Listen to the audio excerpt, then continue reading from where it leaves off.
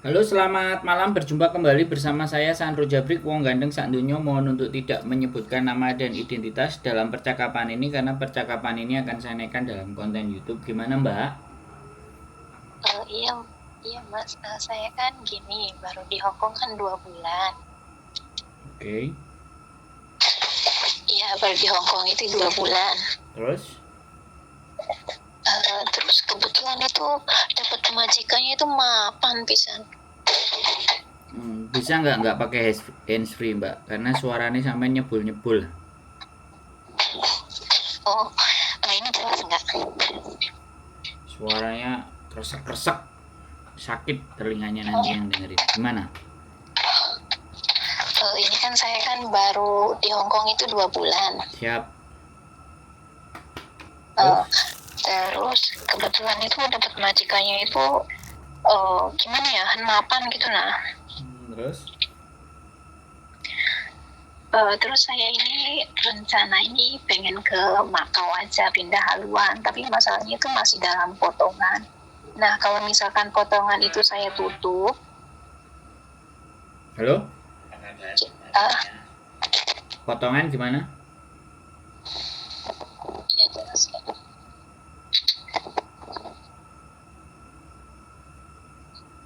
Halo, jelas nggak? Jelas. Oh iya, ini kan kalau misalkan potongan itu saya tutup, terus saya pergi ke Makau itu kaburan, nah nanti pas saat kimpi saya itu aman nggak kira-kira? Jutking gimana nih? Jutking kayak gimana ceritanya? Jutkingnya nggak jelas saya. Maksudnya itu kan mau ke Makau, dari sini tuh kaburan. Ya kalau selama visa sampean masih hidup terus sampean keluar ke Makau, terus sampean hilang ya sudah, resikonya kalau majikan sampean lapor polisi kalau sampean kabur.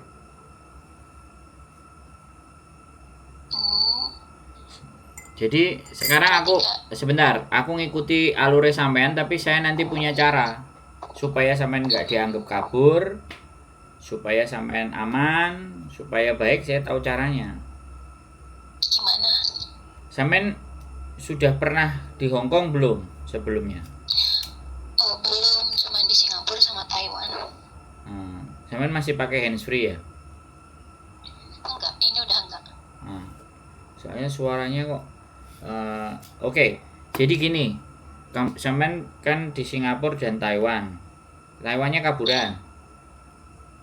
Taiwan ya dulu birthday. Adabnya kebiasaannya balik lagi nggak cocok.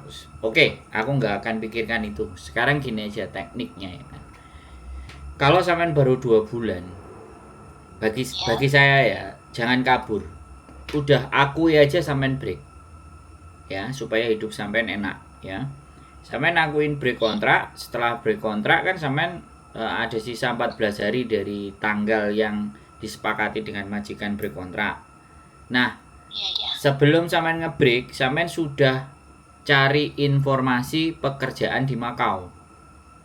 Namanya fanpage domestic helper di Makau. Sebenarnya saya ini ngajarin hal yang nggak bagus buat sampean, tapi it's okay, nggak apa-apa. Saya nggak akan pikirkan karena semuanya yang nanggung bukan sampean. Saya cuman bercerita agar di sisi lain saya sebagai manusia harusnya sampean sesuai dengan kontrak, tetapi ya udah alasannya maafan daripada sampean depresi, stres dan macam-macam dan akhirnya nanti jadi kaburan kan, itu akan menambah persoalan dan masalah berikutnya. Makanya saya kasih solusinya adalah sampean break kontrak tanggal yang ditentukan, sebelum sampean break kontrak. Kalau ada waktu hari libur ya atau hari biasa kayak gini atau apa, sampean cari fanpage domestic helper Makau. Makau domestic helper atau domestic helper Makau, itu di situ banyak majikan. Sampean inbox mana pekerjaan yang cocok menurut sampean, sampean inbox majikannya, terus sampean janjian ketemu dengan majikannya. Nah, masalahnya di sini itu sudah ada agentnya. Saya sudah tanya-tanya, sudah punya agent. Oke, bisa nggak sampean dengar saya dulu? Baru nanti sampean kalau sampean mau pakai agent, sampean kena bayar lagi gitu loh. Sampean tak ajari supaya yang nggak bayar. Jadi jangan ngambil shortcut, jangan ambil enteng aja lah biar diurusin agent, aku nggak mau maafan, aku nggak mau ruwet, biar agent aja aku bayar. Kalau pilihannya sampean kayak gitu ya sudah, aku nggak akan kasih solusi, aku nggak ngasih pendapat saya buat sampean, tapi saya selalu ingin mengajarkan ke teman-teman untuk tidak ketergantungan terhadap agent, supaya bisa mikir sendiri dan tahu sendiri langkahnya sendiri, terlepas nanti masa depannya sampean kayak apa. Aku kan enggak, tapi karena sampean WA saya, nanya ke saya dan sudah mau nelpon saya, artinya kan sampean percaya bahwa saya bisa memberikan informasi yang sampean butuhkan kan. Intinya sampean pakai agent silahkan, monggo, terserah, nggak ada masalah. Tapi kalau sampean diminta potongan yang nggak normal, itu bukan salah saya. Tapi sampean bisa mendapatkan majikan di Makau itu tanpa melewati agent dan calo. Karena karena Indonesia dan Makau tidak ada kerjasama, jadi pekerjaan ya bebas-bebas saja, nggak ada aturan. Cuman kalau ada masalah di Makau, perlindungannya agak susah. Jadi kayak gitu, sampean bisa di domestic helper, sampean cari ketemu majikan sendiri, nego-negoan, ngomong-ngomongan sama majikan, persoalan gaji dan bagaimana pekerjaan. Kalau cocok, sampean tinggal berangkat ke Makau dan majikan akan ngurus KTP-nya sampean yang di Makau. Namanya blue card atau lam card kalau orang Makau. Nah, ketika sampean cocok sama dia dan sampean bekerja 1 tahun sama dia, is okay. Tah nasibnya nanti masa depannya sampean selanjutnya ke Makau lanjut Pak cari-cari momentum di sana boleh, karena sampean ex Taiwan pasti bahasa Mandarinnya masuk. Dan itu potensi sekali karena banyak sekali Makau sekarang udah pakai bahasa Mandarin. Kantonis memang mayoritas penduduk Makau berbahasa Kantonis, tapi pebisnis Cina udah masuk ke sana. Dan banyak sekali pekerjaan yang bisa menggunakan bahasa Mandarin. Silahkan. Jadi itu yang bebas. Tapi kalau sampean memilih agent silahkan. Terus saran saya jangan kabur, jangan pergi, jangan lari. Karena kita nggak tahu di kemudian hari, nggak tahu sampean mau balik ke Hong Kong atau enggak. Kalau sampean sudah memutuskan kabur, balik aja jadi turis, itu aja masalah. Jadi tolong dipikirkan secara jangka panjang. Dari dulu kabur itu tidak pernah ada solusi buat saya. Siapapun yang nelpon saya tidak akan menganjurkan untuk kabur. Karena saya sendiri hampir 23 bulan bisa mempertahankan visa saya tetap hidup, tapi tanpa kontrak, tapi sebagai turis. Itu saya sendiri yang praktek gitu. Ya harusnya teman-teman jangan mengikuti. Karena orang mereka mengikuti kabur itu pasti karena pergaulan. Jadi aku nggak tahu bergaulnya sampean sama siapa sehingga memutuskan untuk kabur. Maafan, ikuti aturannya. Break kontrak, 1 month notice, bulan depan keluar. Langsung janjian sebelum break, sampean sudah janjian sama majikan yang di Makau. Kalau seandainya cocok, enak, libur ke sana main. Ya kalau bisa pagi berusaha sikung bekerja sampai sore balik ke sini, besok bagaimana dan seperti apa. Kalau udah 14 hari hanya sampean sudah keluar, diberikan tiket, sampean bisa nego, nggak usah beli tiket, kasih aku aja 1.000-2.000 wis beres. Kamu mau share rekod apa aja silakan, tapi sampean harus punya surat terminate kontrak. Putus kontraknya itu sampean harus pegang, jangan tidak pegang, jangan cuma pegang duit aja. Tapi surat pemutusan kontrak itu walaupun sampean break, sampean harus juga pegang kopinya. Wes, itu untuk jaga-jaga kalau next episode barangkali sampean masih mau balik lagi ke Hong Kong. Jangan kabur. Tapi ini kan misalkan kalau kita udah punya surat pre-kontrak, otomatis kita nggak pulang ke Indonesia langsung ke Makau bisa ya? Ya bisa, kenapa enggak? Terus nanti kalau misalkan sewaktu-waktu kita balik ke Hong Kong lagi bisa? Ya bisa selama sampean nggak jadi kaburan. Keluarnya lewat prosedur. Tapi kalau sampean keluarnya kaburan, artinya kan sampean keluar dari majikan ya. Sampean keluar, ya visa sampean kan masih hidup, itu tidak kaburan. Tapi begitu majikan melaporkan ke polisi, sampean punya catatan jadinya kabur dari majikan. Nah, suatu saat sampean masuk ke Hong Kong lagi dengan menggunakan data yang sama, itu di imigrasi pasti ada bentuk pertanyaan lah, yang inilah yang itu, karena kan rekodnya terlihat, Mbak. Nah, Makau itu dekat soalnya. Makau Hong Kong itu dekat. Dan suatu saat pasti sampean pingin ya entah sekedar jalan-jalan atau apa. Nah, supaya nggak kesulitan dan bingung dan bimbang, ya keluarlah dengan cara yang baik.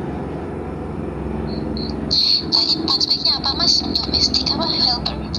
Macau domestic helper Macau atau Macau domestic helper, banyak itu majikan. Kalau agent saya pastikan ya, potongan sampean gila nih. Oke, domestic helper Macau. Iya, nanti coba saya cari-cari. Ini ada pembantu rumah tangga stay in or stay out, gaji 4.500 sampai 5.000 tergantung kinerja Anda. 3 dewasa, 2 anak, 7 tahun dan 4 tahun, libur 4 hari 1 bulan. Lokasi Macau, usia 30-50. Punya kamar sendiri, membersihkan, membantu memasak. Pasti di Macau sekarang harus mengerti bahasa Inggris, kebangsaan Filipina. Dia nyari Filipin. Ada lagi looking for stay in domestic helper 24 sampai 48, understand Cantonese, be responsibility, polite, honest and kind. Nah, cari yang Mandarin. Lihat terjemahan ini. Membantu. Oh, dia Cantonese. Cari ini banyak Gloria C. Nah, kalau nama Gloria C, Ani Fu, ya kan? Kemudian Candid Slay, ini kan majikan ini bukan calo. Hoi Chi Yu, ya kan, Boy Un, ya kan, ini kan majikan nih. Maggie Leo. Tapi hati-hati, Kitty Lee. Nah, hati-hati kalau dia minta harus bayar sekian-sekian, itu berarti calo. Indikasinya. Rata-rata emang kalau majikan itu nggak ada bayar ya? Ya jelas, di Macau kalaupun bayar itu paling cuma 300 patakas, 200 patakas itu ya $200, $300. Saya sudah beberapa ngasih saran buat teman-teman udah nyari di sini, udah dapat kerjaan, terus datang ke Macau terus nelpon, Mas saya udah dapat kerjaan, alhamdulillah, nggak calo, langsung ketemu majikan, nggak ada potongan, enak toh, kan tak ajari toh, Mbak. Ben rodok pinter gitu loh. Orang yang telepon aku itu ben iso pinter gitu loh. Nah, walaupun sampean kabur, walaupun sampean nyerah di Hongkong kan, setidaknya tidak memperburuk rekod sampean gitu. Setidaknya tidak jadi OS gitu. Nah, di situ banyak sekali tuh. Itu langsung majikan nih, biu ya. Tulisannya Cina, tinggal ada terjemahnya. Keluarga 4 besar 1 kecil, membersihkan setiap hari, tetap rapi. Nah, sampean kalau di Macau pertama kerja di rumah tangga, sampean tahu situasi dan keadaan. Kok mati? Halo? Di mute ya? Halo? Ternyata di mute karena ada majikan. Ya sudah, saya tak terus ngomong aja. Jadi pekerjaan di situ suatu saat kalau sampean ngerti perkembangannya kan, nah, dimatiin ternyata ya wis gak beres ya Mbak, mut ya wis gak apa-apa. Jadi kembali lagi ya buat teman-teman yang sudah menyerah dengan keadaan di Hongkong, ya kan? Sekali lagi jangan putuskan untuk menjadi overstay atau kaburan di Hongkong. Hongkong beda sama Taiwan. Ya, jangan terbiasa di Taiwan kaburan pindah Singapura jadi kaburan lagi, pindah Hongkong balik kaburan lagi, gak jelas hidupnya kok hanya jadi kaburan. Mental settingnya seperti apa? Untung masih telepon saya ya, saya hanya berusaha mencegah untuk jadi kaburan. Kalau sampean meleset ya sudah, meleset aja. Aku nggak ngerti karena ya sekali lagi kita nggak boleh judgement siapapun dalam kehidupan ini. Ya, hidup adalah pilihannya dia. Minimalnya kalau kita nggak bisa membantu dia, minimalnya tidak membuat dia jadi terjerumus ke hal yang nggak benar. Itu saja mungkin yang bisa kita lakukan bagi yang bisa saya sampaikan. Sekali lagi, dan apapun itu, bagaimanapun itu, yang penting terbaik buat kalian. Semangat, dan yang jelas tetap semangat dan jangan memutuskan persoalan atau masalah kalian dengan cara berpikir kalian. ajaklah diskusi atau berunding yang menurut kalian bisa diajak, bisa didengar, dan sarannya logis dan masuk akal. Keep stay tune my YouTube channel and see you next video. Bye bye.